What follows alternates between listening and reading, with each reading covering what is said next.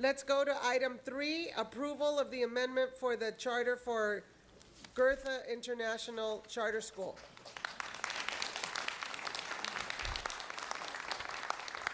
We talk about diversity. Currently, how it stands now, I am the image of diversity. As an international school, we actively seek diversity, and we make every effort to reach out and enroll a diverse student body.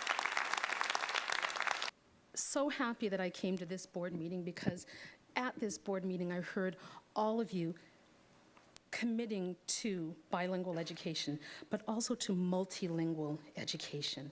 And that's what our school is all about, multilingualism, but even more importantly, multiculturalism. One is diversity.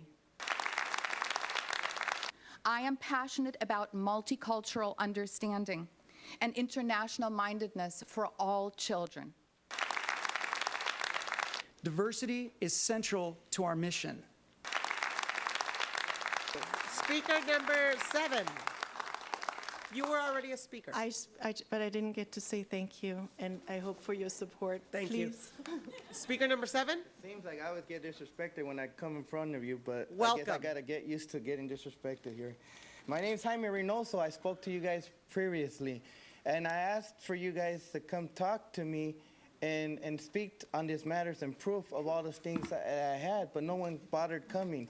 I'm mad right now because I represent the Latino community. I represent my indigenous people in West LA and East LA, and I've never seen these people here. That concludes the speakers for this item on 3. We're still on 3. Yeah, we're all lined up over there. Teachers, we have a right. Hold, but this is, we are on tab. Mr. Crane, can you help? Excuse me, sir, thank you, you've had your time. Mr. Crane, can you help me? I understand we've called 7 speakers for item 3. Yes. And so, We were downstairs and but is this for item 3? Yes.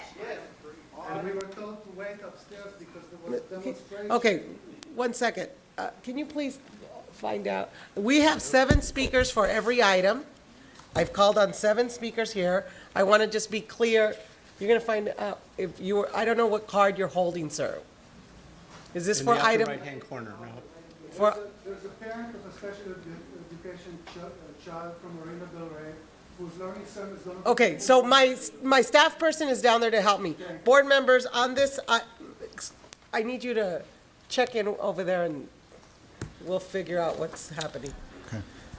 Okay. Could Yes, I start Mr. with, Zimmer. can I get the charter office to, I have some Okay, questions for the... well, we need the item moved first. So what are we gonna do with these people?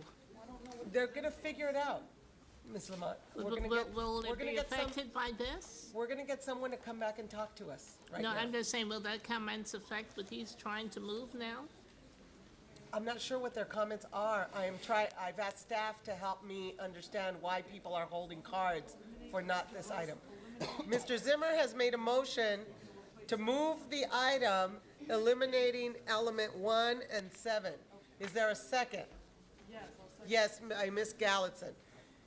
Mr. Zimmer's going to ask a question. I'll come back to you, board members, with the speaker issue. Okay.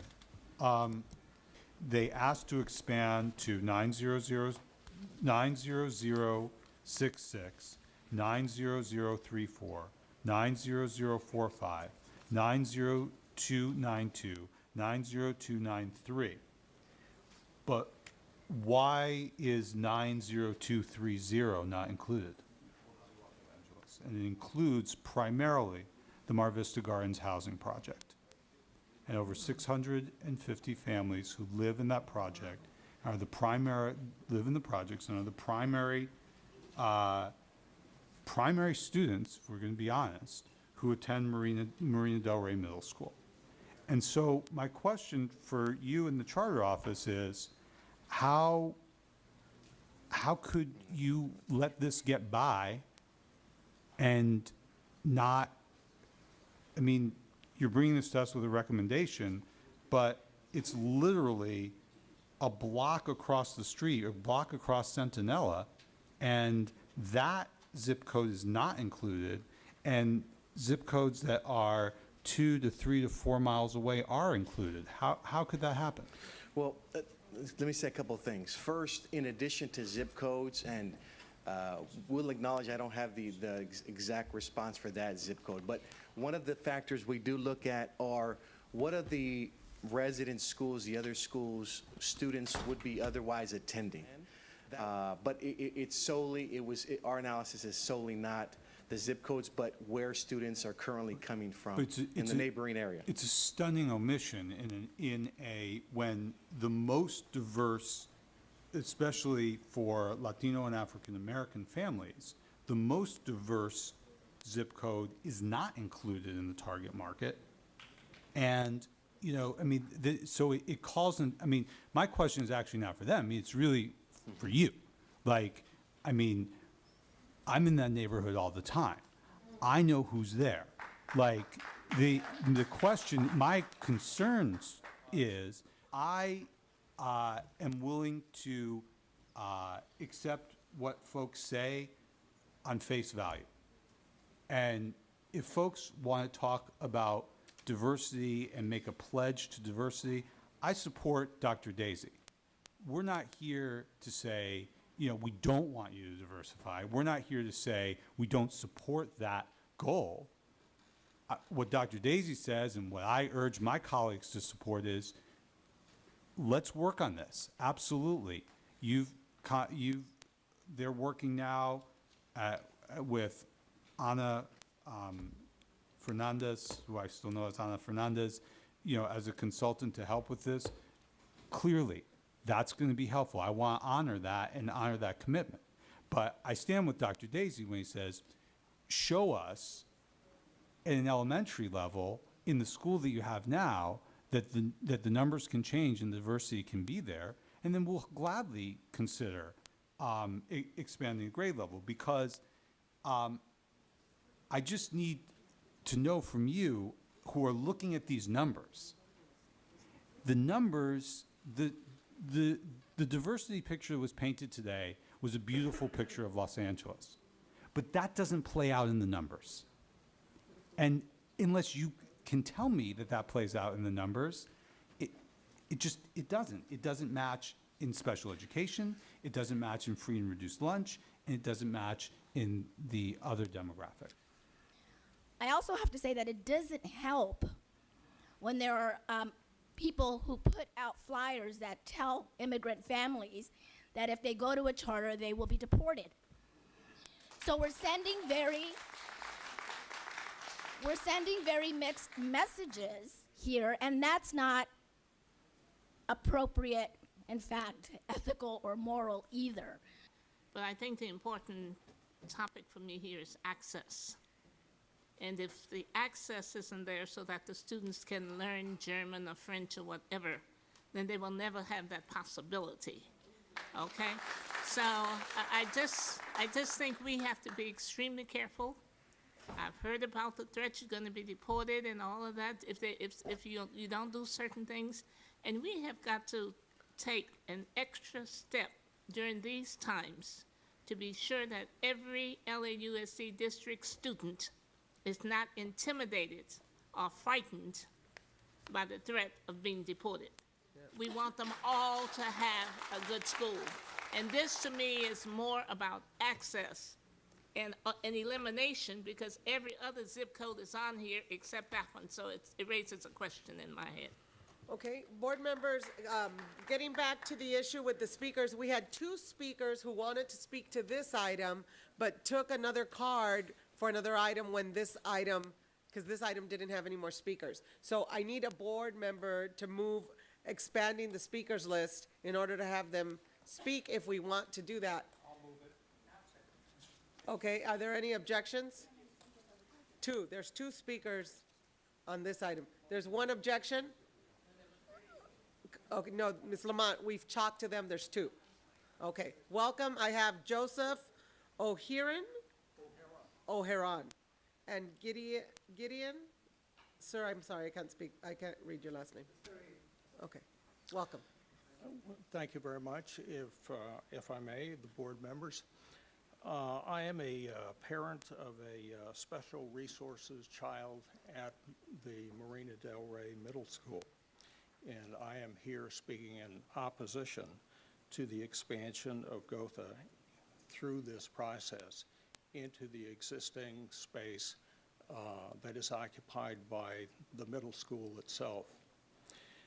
Essentially, what is projected here is that special resources rooms are being designated or termed excess, and there is not sufficient notice to the parents, particularly to myself. I only heard about this meeting about 2 hours ago, in contrast to the very well presented advocates for the expansion. That in itself raises a due process consideration as to whether or not adequate notice is being given to the parents, parents of special needs children, parents of the regular children. There's also the issue of whether or not this violates the consent decree that the LA Unified School District is operating under relative to the compliance with special education laws. The displacement, as contemplated by Goethe, is to the detriment of the special needs kids at the Marina Del Rey Middle School.